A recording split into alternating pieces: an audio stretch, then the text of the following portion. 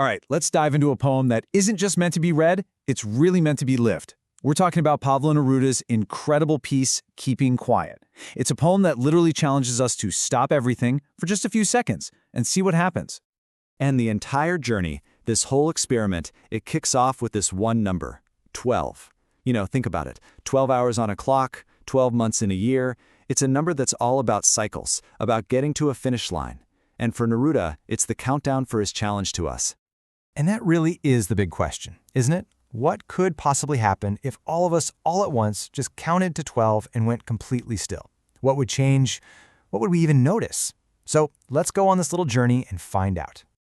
Now, the guy inviting us is none other than Pablo Neruda, one of the greatest poets of the 20th century. He won a Nobel Prize for a reason. He had this amazing way of using really simple but powerful images to get at these huge, profound truths. And in this poem, he's basically saying the key to understanding ourselves and each other isn't more talking, it's more silence. Okay, so let's start with the first part of his experiment. And honestly, it feels less like a gentle suggestion and more like a personal dare to every single person listening. The rules are super simple. First, you count to 12. Easy enough. Second, we all keep still. Third, and this one's a biggie, we speak no language. That's so important because language can build walls between us, right? And finally, we don't even move our arms. It's a complete, total shutdown of all our frantic activity. So what if we actually did it? I mean, really. What if the entire world took this dare? What would that even look like? Well, Neruda paints a pretty amazing picture of a world just transformed in an instant. I love the words he picks here. Exotic, sudden strangeness.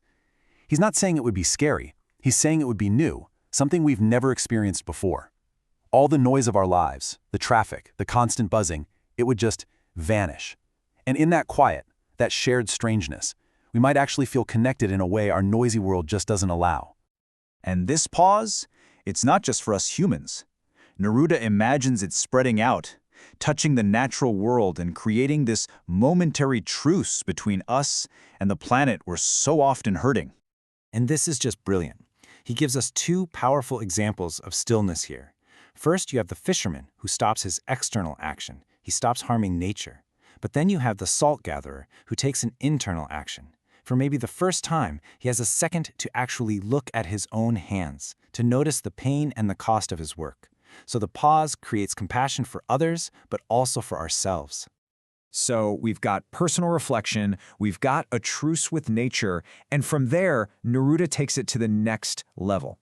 He imagines this collective stillness could stop our most destructive habit of all, war. He's talking about a ceasefire on all fronts. Green wars, our war against the planet. Wars with gas, wars with fire, all of it. And he points out how utterly absurd it is, this idea of chasing victories with no survivors. In the quiet, you can finally see how completely insane that is. So what replaces the fighting?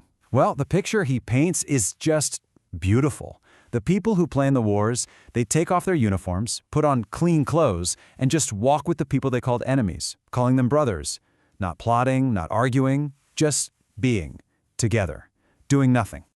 But why? Why do we need this huge silence so badly?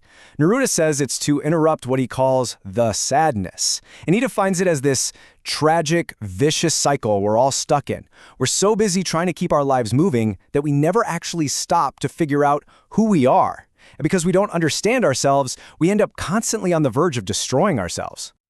Now, you might be listening to all this and thinking, okay, so is he just telling us to be lazy, to just give up on everything? Neruda totally saw that question coming, and he makes a really important distinction. He is absolutely 100% not talking about death or just stopping everything forever.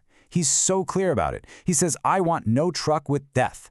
This isn't about ending things. It's about a pause, a strategic pause for the sake of life.